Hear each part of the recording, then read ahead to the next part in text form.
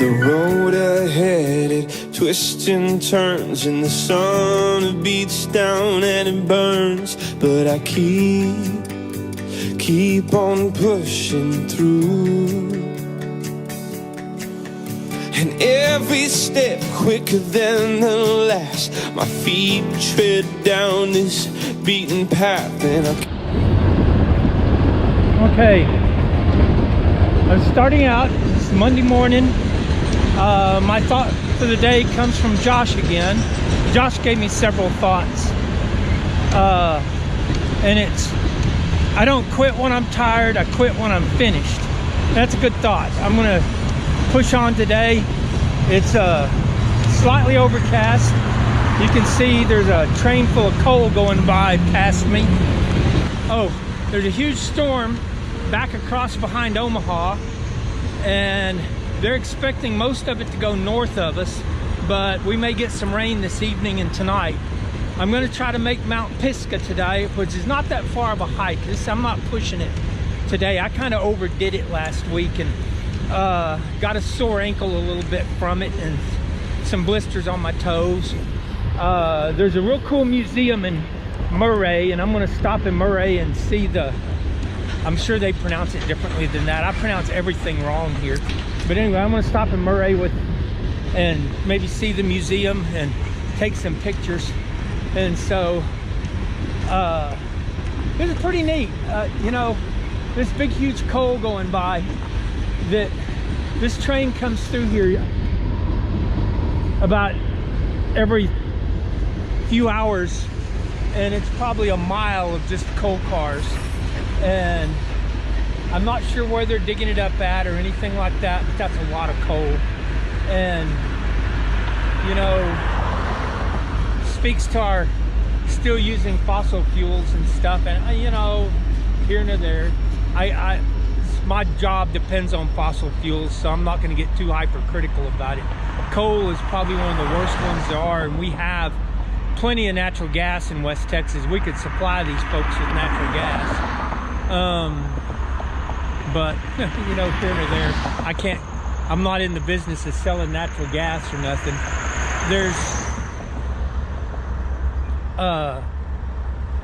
Anyway, we're gonna see what the western half of Iowa looks like. I've seen enough of the eastern. It's, from what it sounds like, it's gonna be rain and hills and everything else.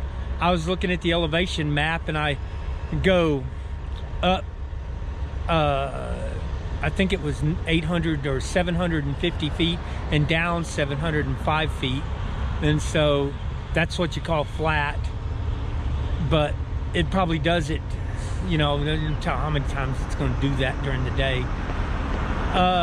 Knees feel better, feet feels better, thighs feel better, butt feels better. So maybe I'm primed for some walking today.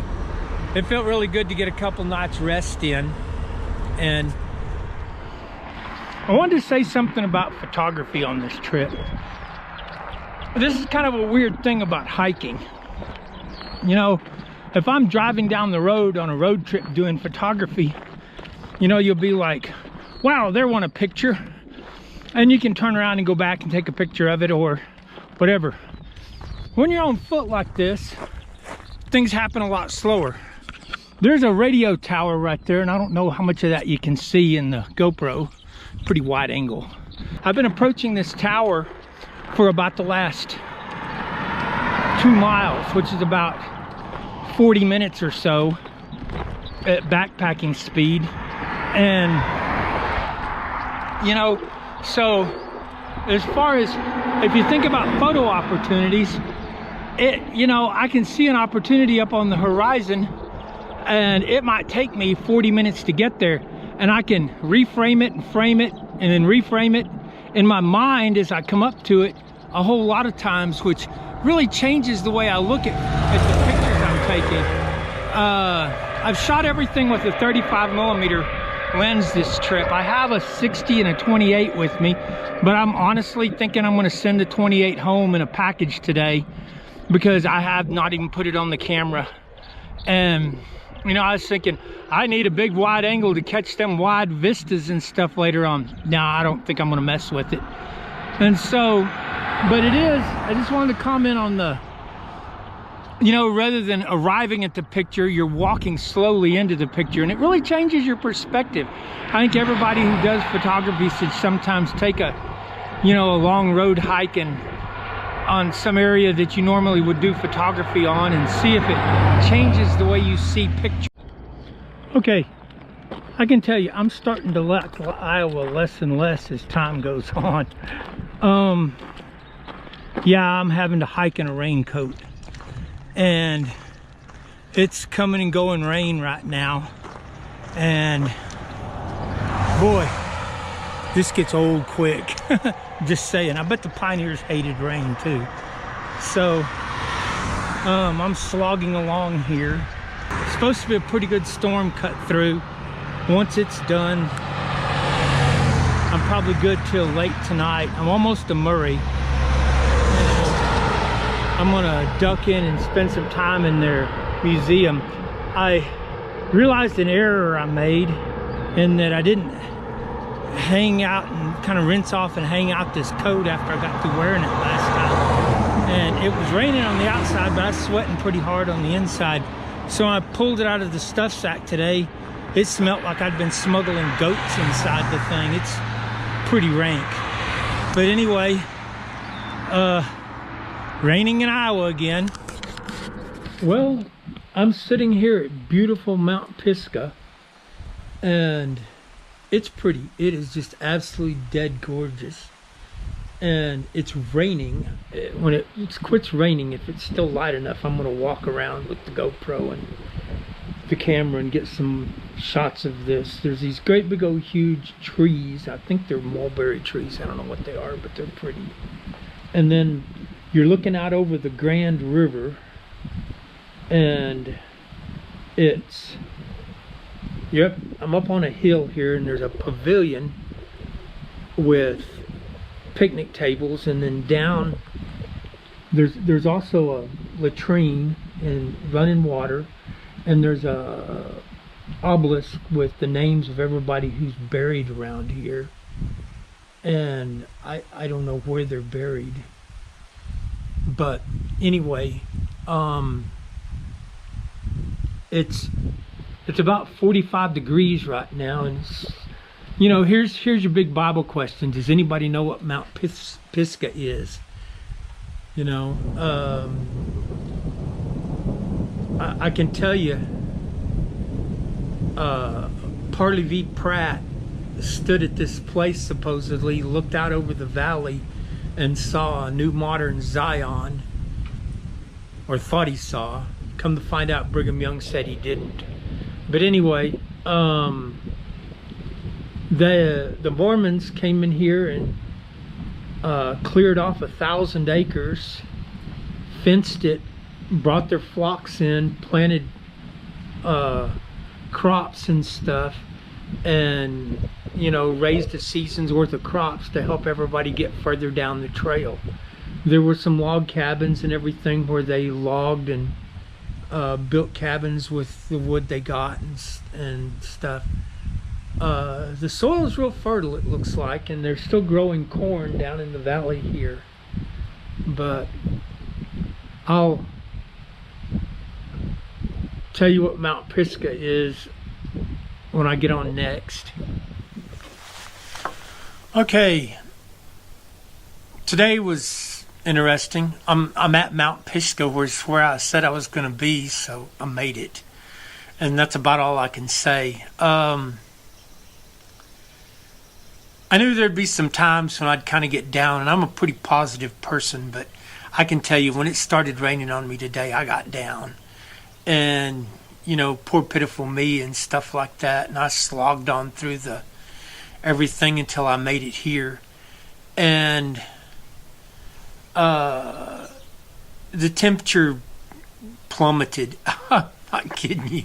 I was like, this is June, and it was, my little pull tab thermometer said it was 42 degrees, and so I was like, I'm freezing, I'm gonna die. But you're not gonna die at 42 degrees.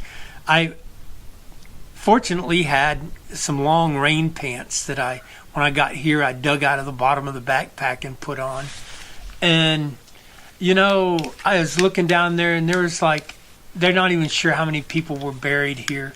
It's from 300 to 800. It's an absolute gorgeous little park. It's got this little pavilion. I'm going to sleep under this pavilion tonight.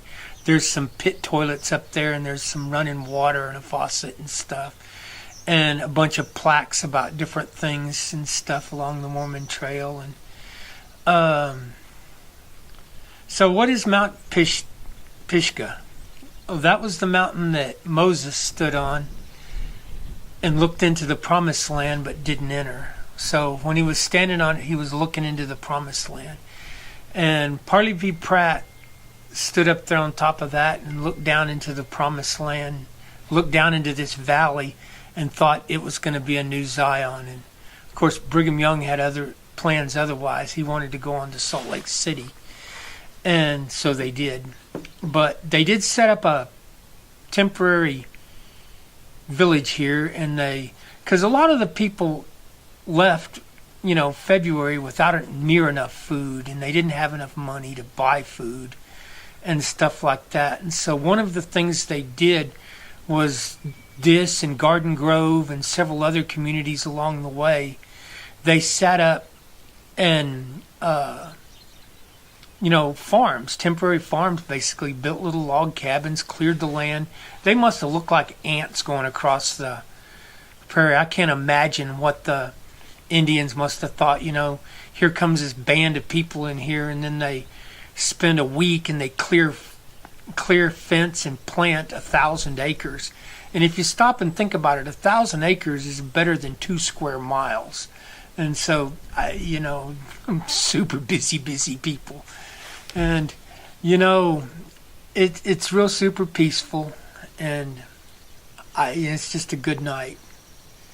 A few mosquitoes.